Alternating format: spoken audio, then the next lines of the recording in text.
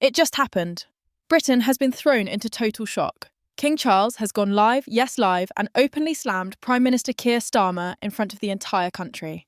This is not just another political speech. This is history being made in real time. For the first time in living memory, a reigning monarch has broken his silence and gone straight for the head of government. And the fallout? It's already tearing Westminster apart. Ministers are resigning, Parliament is in chaos, and insiders are warning that this could mark the most dramatic collapse of a British government in modern history. It all began with a moment nobody saw coming. At exactly 9 p.m, every major TV network across Britain suddenly cut to a live broadcast from Buckingham Palace. BBC News froze mid-programme. ITV and Sky News switched to a single feed. And there he was, King Charles, sitting at his desk, staring straight into the camera with a look that could cut glass. His voice was calm but laced with steel. For a country that has not seen an unscheduled royal address in decades, the silence before he spoke was deafening. And then, with words that will be quoted for years to come, the king said he could no longer remain silent, while, in his words, the sacred trust between the Crown Parliament and the people is being broken. Those words hit like a thunderclap. Social media exploded within seconds. Hashtags like #KingVisPM, #CrownVStarmer, and #UK government collapse shot to the top of the worldwide trends. Even hardened political reporters, veterans who have seen governments rise and fall, admitted they felt chills as the king continued. He accused the government of abandoning its duty to the nation, failing to uphold the principles of respect and stability, and putting the country in danger. "This office I hold is not ceremonial," Charles declared. "It is the heart of our nation, and I will not stand by while it is mocked and dismantled." Those words did not just sting, they detonated like a bomb under the entire British political establishment. Within minutes, Westminster descended into pandemonium. Journalists sprinted through the halls of Parliament. MPs shouted over each other. Phones rang off the hook. The Speaker of the House was forced to suspend proceedings after opposition benches erupted in cheers, while Labour MPs sat frozen in shock. Witnesses said the chamber felt like it had been struck by lightning. Inside Downing Street, the mood was described as catastrophic. According to senior aides, Keir Starmer was watching the royal broadcast live when the king delivered his closing line. "This government no longer commands my confidence. It has lost the trust of the people, and therefore, it has lost the right to govern." Those words were the political equivalent of pulling the emergency brake. Starmer reportedly went pale, slammed his fist on the table, and muttered, "He's finished me. The king has finished me." And he wasn't wrong. The first cracks in his government appeared within the hour. 3 senior ministers, Transport Secretary Louise Hay, Health Secretary Wes Streeting, and Culture Secretary Lisa Nandy resigned in quick succession. Each of their statements echoed the king's words almost word for word. "The Prime Minister no longer commands the confidence of the country. I cannot, in good conscience, remain in this government." Their resignations triggered a chain reaction. By midnight, more than a dozen junior ministers had followed suit, leaving key departments without leadership. The Treasury, the Home Office, and even the Education Department were suddenly running on autopilot, as civil servants scrambled to keep the machinery of government functioning. Outside Downing Street, the press pack grew by the minute. Camera crews set up barricades. Reporters shouted questions as ministers and aides left Number 10 in grim silence. Some were seen carrying boxes, laptops, and documents, a scene more reminiscent of a corporate meltdown than a functioning government. The images went viral: black car doors slamming, resignation letters being splashed across news tickers, and the visibly shaken Prime Minister trapped inside his official residence. Meanwhile, the opposition wasted no time seizing the moment. Conservative leader Kemi Badenoch addressed the nation within minutes of the King's broadcast, saying, "The Prime Minister has lost the confidence of the King, the confidence of Parliament, and the confidence of the British people. He must do the honourable thing and resign immediately." Reform UK's Nigel Farage went further, declaring, "Tonight, the King stood for Britain. Starmer stood against it. The choice is clear: crown and country, or chaos and collapse." Inside the Labour Party, panic turned into open revolt. WhatsApp messages leaked almost instantly, showing MPs discussing who could replace Starmer before sunrise. Angela Rayner's name topped the list, followed closely by David Lammy and even Ed Miliband, who many believed had been sidelined for years. Veteran MP Diane Abbott summed up the mood with 3 chilling words: "It's over. Finished." But the most shocking detail of all came from Buckingham Palace itself. A senior royal aide, speaking anonymously, revealed that the decision to go live had been kept secret until the last possible moment. Only a handful of advisers and Queen Camilla herself had known of the king's plan. He believes his duty to the nation outweighs protocol, the aide said. He is prepared to take this as far as it needs to go. That single line, as far as it needs to go, sent shockwaves through the entire country. Was the king preparing to actively intervene in government? Was this a return to a time when monarchs wielded real power? For centuries, Britain's constitutional monarchy had been built on the principle of royal neutrality. Tonight, that principle was shattered and the country was left wondering what might come next. By dawn, Westminster no longer looked like the seat of government. It looked like the epicentre of an earthquake. Reporters camped outside Parliament described a constant flow of MPs arriving with grim faces, clutching phones and folders, holding whispered conversations in corridors before rushing into closed-door meetings. The Speaker was summoned before breakfast as Labour's parliamentary party demanded an emergency session. The atmosphere was so tense that one senior correspondent described it as the longest funeral procession in British politics. Keir Starmer, once the unshakable figure at the heart of Labour, was now a man politically wounded, bleeding support by the hour. The overnight resignations had gutted his cabinet, leaving entire departments leaderless, and by the morning news cycle, the number of resignations had climbed to more than 20. It was no longer a question of whether his government could function. It was a question of whether it still existed at all. Inside Number 10, the situation had turned desperate. Sources from within the Prime Minister's own team leaked to the press that Starmer had spent most of the night in a war room-style meeting with his closest allies, trying to map out a survival plan. He reportedly pounded the cabinet table, insisting he would not be forced out by what he called a royal ambush. "No king removes a prime minister," he told aides repeatedly, his voice rising with each repetition. Not now. Not ever. But his circle was shrinking by the minute.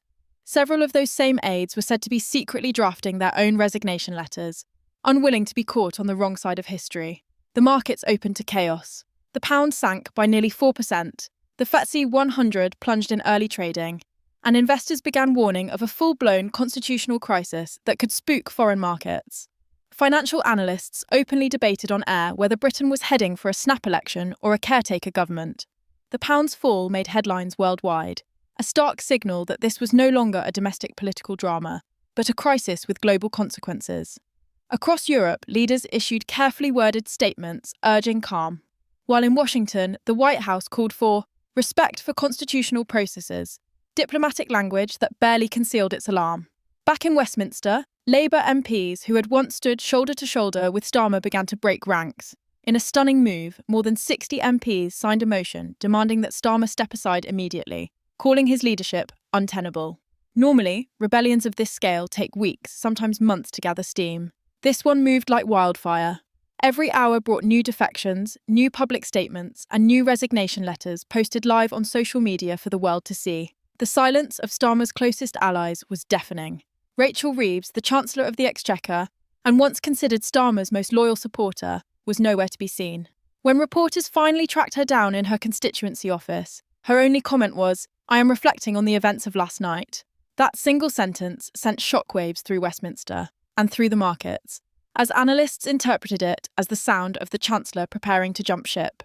The opposition sensed blood in the water. Conservative leader Kemi Badenoch called a press conference outside Parliament, her words cold and precise. The Prime Minister has lost the confidence of the monarch, Parliament and the public. This government is now paralysed, and Britain cannot afford paralysis. We will table a vote of no confidence at the earliest possible moment. Reform UK's Nigel Farage piled on with theatrical relish, standing in front of cheering supporters waving Union Jacks and shouting, "This is the final nail in Starmer's coffin. Tonight we stand with king and country against a government that has betrayed both their words hit home." Suddenly, the arithmetic in Parliament no longer added up. Even with Labour's majority, Starmer could no longer rely on enough of his own MPs to survive such a vote. By midday, the pressure inside Downing Street reached a breaking point. Multiple sources reported that senior Labour figures, including Deputy Prime Minister Angela Rayner and Home Secretary Yvette Cooper, were preparing to confront Starmer face-to-face. Leaked WhatsApp messages circulated online, showing MPs openly debating who should replace him. Rayner was considered the frontrunner, but David Lammy's name was rising fast. The leaks made it clear. The succession planning was no longer a rumour. It was happening in real time. One MP was blunt. "If he doesn't resign, we will remove him ourselves." He will not take the party down with him. Crowds outside Downing Street swelled by the hour. Some were waving Union Jacks and chanting, "Defend the Crown." Others carried signs demanding Starmer stay and accusing the king of staging what they called a soft coup. Police were deployed in force as tensions rose, and television cameras captured shouting matches breaking out between rival groups of demonstrators. Westminster began to feel less like a parliament district and more like a powder keg, one spark away from something far worse. Commentators on every network warned that Britain was entering uncharted waters, not just a political crisis, but a full-blown constitutional confrontation between Crown and government. Inside Number 10, Starmer reportedly grew more defiant as the day dragged on. According to insiders, he ordered his remaining staff to draft a national address that would frame him as a defender of parliamentary democracy against an unelected monarch interfering in politics. He wanted to go on the offensive to turn the crisis on its head and rally Labour MPs around him by casting the King's intervention as dangerous and undemocratic. "If I go down," he was overheard saying, "I'm taking him with me." But there was one problem. The party was no longer listening. By late afternoon, the drama had reached a fever pitch. Westminster was now operating in crisis mode, every corridor buzzing with whispers, every meeting room packed with MPs plotting their next move. The air outside Number 10 felt electric, as if everyone knew the next few hours would decide the fate of the government. Inside, the atmosphere was suffocating. Keir Starmer was said to be pacing the cabinet room like a man under siege, phone calls blaring in the background, aides darting in and out, carrying briefing papers that were already obsolete by the time they were printed. According to leaks from those present, Starmer's temper flared repeatedly. "No monarch dictates to Parliament," he reportedly shouted, slamming his fist on the table. His face, normally calm and controlled, was described as red with fury. He believed that if he could just hold out long enough, Labour MPs would be forced to rally behind him to prevent what he saw as a royal coup. But the reality outside those walls told a different story. MP after MP was abandoning him. Live on air, Labour's own backbenchers were lining up to declare that his position was beyond saving. One after another, they called for him to step aside, some even offering apologies to the public for supporting him this long. The BBC's political editor said it bluntly, "This is no longer a rebellion, this is a political execution in slow motion." And then came the moment that changed everything. Angela Rayner, the Deputy Prime Minister and Starmer's longtime ally turned rival, entered Number 10 with a small group of senior Labour figures. What happened next was described by one witness as the most brutal confrontation in modern British politics. The shouting reportedly started almost immediately. Rayner is said to have told Starmer flatly, "It's over, Keir. The King has spoken, the country has spoken, and the party has spoken. If you won't resign, we will remove you ourselves." Starmer, furious, accused them of betrayal and called them traitors to the Labour movement. But it was Yvette Cooper, the Home Secretary, who delivered the final blow. According to multiple sources, she leaned across the cabinet table and said, in a voice so cold it silenced the room, "If you fight this, you'll bring the whole party down with you. Step aside now, or history will remember you as the man who destroyed Labour." For several minutes, there was nothing but silence. Starmer sat motionless, staring at the table. Witnesses said the tension was unbearable. Some aides were visibly shaking. Then, in a voice barely above a whisper, Starmer reportedly said, "Not yet, not like this." But even as he resisted, events outside were moving too fast for him to control. Leaks from Labour's internal communications showed that a leadership vote had already been scheduled. The countdown had begun. MPs were openly telling journalists they expected a new leader to be chosen within 24 hours. Betting markets were in overdrive, with Angela Rayner and David Lammy emerging as frontrunners, while Rachel Reeves and even Ed Miliband were being floated as unity candidates. Meanwhile, the country was watching in real time. Television crews broadcast live from College Green as MPs streamed past reporters, refusing to answer questions. Protesters outside Parliament swelled into the thousands. Some carried placards reading, "Defend the Crown," while others shouted, "Hands off democracy." Police lines were drawn as the shouting turned into pushing and shoving between rival factions. Commentators warned that if Starmer tried to cling to power, the unrest could spill far beyond Westminster and onto the streets of Britain. Back inside Number 10, Starmer clung to his plan for a televised address. According to aides, he wanted to frame himself as a defender of democracy, accusing the king of overstepping his role and endangering the constitutional balance of the country. "If I'm going down," he told his team, "I'm taking the monarchy down with me." But before he could speak, chaos erupted. Angela Rayner and Yvette Cooper returned to Number 10, this time with a larger group of senior MPs. What followed was described as the moment Starmer's premiership truly ended. One witness claimed, Rayner slammed her resignation letter on the table and said, "If you speak to the nation tonight, we will resign live on air. Do you understand me? You will not take this party down with you."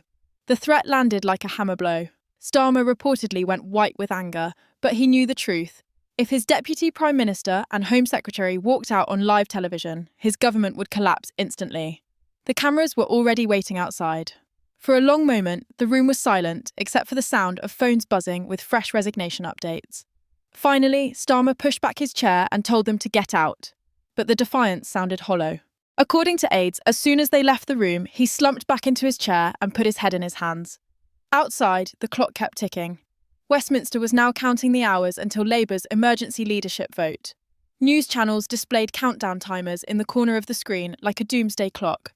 Every hour brought new leaks, new letters, new declarations from MPs who once supported Starmer, now calling for him to go.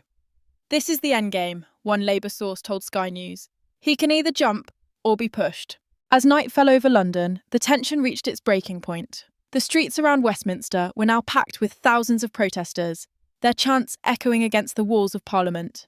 Television cameras captured the surreal scenes: Union Jacks waving under the floodlights, rival demonstrators shouting across police lines, and news reporters standing in front of Number 10 speaking in hushed, urgent tones. The atmosphere was electric, almost apocalyptic, as though the entire country was holding its breath. Inside the Labour Party, the knives were fully out. The emergency leadership vote was locked in, set to take place at first light, and sources were now saying that more than 3/4 of Labour MPs were prepared to vote Starmer out. This was no longer a rebellion. This was a coup within his own party. Inside Number 10, Starmer was still refusing to resign. According to aides, he was pacing back and forth, muttering that he would not be bullied out by a monarch or by his own MPs. But even his closest allies were beginning to desert him. Late-night reports confirmed that several senior advisors had handed in their resignation letters, leaving Starmer increasingly isolated. Phones were buzzing non-stop with grim updates. More MPs announcing they would vote against him, more ministers publicly breaking ranks. One aide described the atmosphere as a slow-motion collapse. Everyone knew it was over, but nobody wanted to be the one to tell him. Then came the final blow. Just before midnight, Buckingham Palace released a short but devastating statement. It was just 3 sentences long. "His Majesty has spoken on this matter with the gravity it deserves. The duty of government now rests with Parliament. The nation looks to its elected representatives for resolution." The message was clear: the King had fired the first shot, but he would not intervene again. The next move was Parliament's. For Starmer, it was the worst possible outcome. The palace had effectively washed its hands of him, leaving him to face his own MPS alone. As news of the palace statement spread, the mood outside Number 10 turned feverish. Protesters began chanting "Resign" in unison. Television networks aired split screens showing the crowds outside, the countdown to the Labour vote, and the darkened windows of Number 10, where Starmer remained holed up with a skeleton crew of aides. Commentators compared the scenes to the final hours of other toppled leaders. The sense that history was being made in real time was palpable. By early morning, the situation was untenable. Labour MPs were gathering in a parliament for what was widely expected to be the most consequential meeting of their careers. Journalists crowded College Green, ready to broadcast the result of the vote the moment it came in. Inside Number 10, Starmer's team made a last desperate push to convince him to step aside before the humiliation became complete. According to one source, Angela Rayner sent a final message to Starmer's phone: "Go now with dignity, or be dragged out." Shortly after 7 a.m, the dam finally broke. A statement was released from Number 10, confirming that the Prime Minister would address the nation within the hour. Crowds outside Downing Street fell silent as reporters speculated whether this was the moment he would finally bow out. When Starmer finally appeared, flanked by his remaining aides, his face was pale, his expression grim. In a short, tense speech, he announced that he would step down as Prime Minister and Labour leader, saying he could no longer serve effectively in light of recent events. It was the shortest resignation statement of the modern era, over in barely 2 minutes, but its impact was seismic. Cheers erupted outside as Labour MPs, opposition figures, and even some cabinet members breathed a sigh of relief. The government had fallen. Britain now stood on the brink of either a caretaker administration or an emergency general election. The pound rebounded slightly, markets steadied, and reporters described the mood as a strange mix of exhaustion and exhilaration, the end of one of the most dramatic 24 hours in modern British history. But the story wasn't over. Even as Starmer left Downing Street for the last time, attention turned to what would happen next. Would Angela Rayner take the reins? Would David Lammy or Rachel Reeves emerge as a compromise candidate to hold the party together? And what about the king? His intervention had shattered centuries of royal neutrality. Would he now retreat from politics? Or had Britain entered a new era where the monarchy was once again an active player in government? As dawn fully broke over London, Westminster was alive with speculation. Crowds still lined the streets, some celebrating, others furious. Television commentators called it the night Britain changed forever. One political historian